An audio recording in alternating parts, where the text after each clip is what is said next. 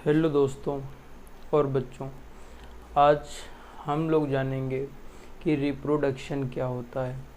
तो रिप्रोडक्शन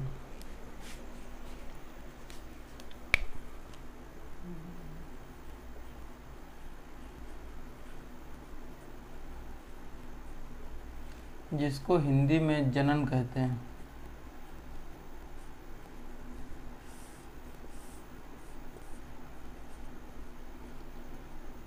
तो आप जनन को ऐसे समझिए कि जब दो अपोजिट सेक्स के इंडिविजुअल यानी मेल और फीमेल, नर और मादा के युग्मक यानी गैमीट आपस में मिलते हैं तो गैमीट के मिलने की प्रोसेस को फर्टिलाइजेशन कहा जाता है। गैमीट के मिलने की प्रोसेस को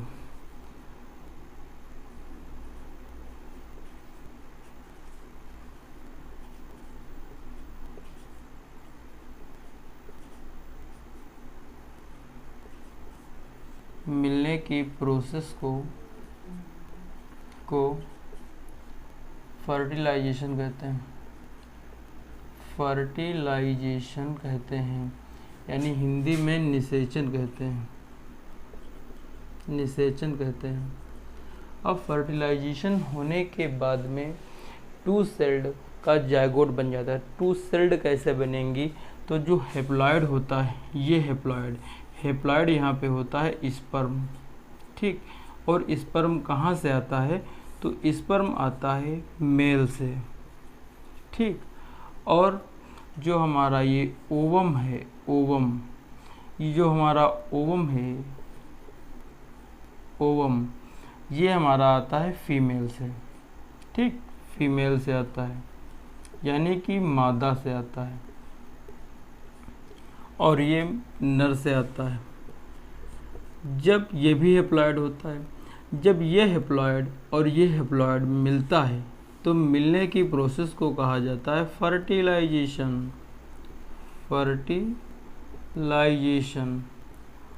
और जब ये नर मतलब मेल गैमीट और फीमेल गैमीट में मिलता है तो टू सेल्ड का बनता है जायगोट, ठीक। और जायगोट जो है जायगोट यूट्रस की वाल में आके इम्प्लांट हो जाता है। यूट्रस की किस वाल में? तो यूट्रस की ये हमारी इंडोमेटेरियम वाल में आके इम्प्लांट हो जाता है। और जब ये जायगोट यूट्रस की इंडोमेटेरियम वाल में इम्प्लांट होता है तो इसको कहा जाता है इम्प्लांटेशन कहा जाता है। इम्प्लांटेशन क्या है? जायगोट का यूट्रस की इनर वाल यानी इंडोमेटेरियम में आना, इम्प्लांट होने को इम्प्लांटेशन कहा जाता है। अब ये इस जायगोट में होती है ऑर्गेनोजेनेसिस, उसके ठीक 9 मंथ तक चलती है। 9 मंथ तक जो कि ह्यूमन का गेस्टेशन पीरियड है, और ये 9 मंथ तक गेस्टेशन पीरियड चलता है। इसके बाद में पार्ट्यूशन हो जाता है, और पार्ट्यूशन का मतलब ये होता है कि डिलीवरी ऑफ बेबी, चाहे वो गर्ल हो या बॉय हो, तो वो डिलीवरी ऑफ बेबी हो जाता है। उसी प्रोसेस को पार्ट्यूशन कहते हैं। तो यहाँ तक हम लोग जान लेते हैं कि ये रिप्रोडक्शन से क्या बनता है। तो रिप्रोडक्शन का मेन उद्देश्य ये है कि जब दो अपोजिट सेक्स के ऑर्गेनिज्म आपस में मिलते हैं तो थर्ड ऑर्गेनिज्म, यहीं से ऑर्गेनिज्म होगा 9 मंथ के बाद में यहाँ पे होगा डिलीवरी होगी, और डिलीवरी होने के बाद में ये बनता है बेबी। ये वो वाला बेबी नहीं है तुम मेरे बेबी हो, ये वो बेबी नहीं। बेबी यहाँ पे बॉय यानी गर्ल, बॉय या गर्ल हो सकता है। तो ये थर्ड ऑर्गेनिज्म हो गया। जब दो ऑर्गेनिज्म के गैमीट मिले तो थर्ड ऑर्गेनिज्म हो गया। तो इसे कहा जाता है रिप्रोडक्शन, यानी कि एक परिवार में एक लोगों की वृद्धि हो गई। ऐसा समझ लो जैसे कि एक लड़का और लड़की की शादी हुई, शादी होने के बाद में एक नए बच्चे का पैदा हो जाना, उसी को कहा जाता है रिप्रोडक्शन। अब हम जान लेते हैं कि रिप्रोडक्शन कितने प्रकार का होता है। रिप्रोडक्शन कितने प्रकार का होता है? ये आप लोग लिख चुके होंगे, ऐसा मैं आशा कर रहा हूँ।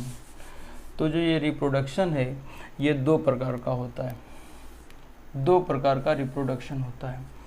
एक में होता है एसेक्सुअल रिप्रोडक्शन, और दूसरी इसी को कहते हैं अलैंगिक। बायोलॉजी में कहीं भी तुम्हें ए लिखा मिल जाए, ये ए लिखा है, ए का मतलब ही होता है अब्सेंट। पूरी होल बायोलॉजी में बेटा कहीं भी लिखा मिल जाए अलैंगिक, रिप्रोडक्शन का मतलब होता है जनन, यानी कि लैंगिक माने लिंग। यहाँ पे ए है, अब्सेंट है, तो इसे एसेक्सुअल रिप्रोडक्शन कहते हैं। और दूसरा होता है सेक्सुअल रिप्रोडक्शन। सेक्सुअल का मतलब होता है जिसमें लिंग प्रेजेंट हो। क्या प्रेजेंट है? लिंग का मतलब क्या होता है? लैंगिक जनन। लैंगिक रिप्रोडक्शन मतलब जनन, ठीक। तो इसमें जो ये होता है एसेक्सुअल रिप्रोडक्शन जो होता है, इसमें कोई एक organism, single organism, not a 2 organism, एक ही ऑर्गेनिज्म मिलके ये प्रोजनी को प्रोड्यूस कर सकता है। जबकि सेक्सुअल रिप्रोडक्शन करने के लिए 2 अपोजिट सेक्स के ऑर्गेनिज्म का होना बहुत ज़रूरी होता है। ये अकेला कर सकता है, यानी कि एक ही ऑर्गेनिज्म हो कर सकता है। आपको हम इसी में इसकी मेथड्स पढ़ाएंगे, जिसमें आपको फर्मेंटेशन, बडिंग ये सब पढ़ाएंगे। आज नहीं, किसी और क्लास में पढ़ाएंगे। तो ये जो होता है एसेक्सुअल रिप्रोडक्शन, अगर एक ऑर्गेनिज्म कर सकता है तो इसे कहते हैं यूनिपेरेंटल। पेरेंट माने क्या होता है बेटा? पेरेंट माने होता है मम्मी पापा, यानी इसमें एक ही इसके मम्मी पापा जन्म दे सकते हैं। लेकिन यहाँ पे 2 अलग अलग, कैसे? वो भी अपोजिट सेक्स के। यह नहीं 2 बॉय मिलके एक बच्चे को जन्म दे दिया, या 2 लड़की मिलके जन्म दे दिया, नहीं, 2 अपोजिट सेक्स के। तो इसे कहते हैं बाईपेरेंटल। तो ये बहुत इम्पोर्टेंट है। क्वेश्चन नोट करके आप लिख लो कि जो एसेक्सुअल रिप्रोडक्शन होता है वो यूनिपेरेंटल होता है, जबकि जो सेक्सुअल रिप्रोडक्शन होता है वो बाईपेरेंटल होता है। 2 अपोजिट सेक्स के ऑर्गेनिज्म इसमें पार्टिसिपेट करते हैं। लेकिन जो एसेक्सुअल रिप्रोडक्शन होता है इसमें किसी भी प्रकार की कोई वेरिएशन नहीं आएंगी। क्यों नहीं आएंगी? क्योंकि मियोसिस नहीं होगी। इसमें आएंगी, क्यों आएंगी? क्यों मियोसिस होगी। मियोसिस कहाँ होगी, कब होगी, हम आपको आगे की क्लासेस में बताएंगे, ताकि हमारे जो हमारी वीडियो देख रहे हैं ये किसी वीडियो नहीं है, ये पूरा होल सिलेबस है बायोलॉजी का, जो आपके बेसिक को भी स्ट्रॉन्ग करेगा और आपके नीट बोर्ड और जो भी आप एग्ज़ाम की कॉम्पिटिटिव तैयारी कर रहे हैं वो तैयारी को भी ये सपोर्ट करेगा। तो आप हमारे साथ बने रहिएगा। तो ये सेक्सुअल रिप्रोडक्शन हो गया, एसेक्सुअल रिप्रोडक्शन हो गया। एसेक्सुअल रिप्रोडक्शन में क्या है? अलैंगिक जनन। एक ऑर्गेनिज्म, सिंगल ऑर्गेनिज्म एक पेरेंट को, एक प्रोजनी को बना सकता है। लेकिन जो सेक्सुअल रिप्रोडक्शन होता है ये बाईपेरेंटल होता है। इसमें 2 ऑर्गेनिज्म ही एक प्रोजनी को बना सकते हैं।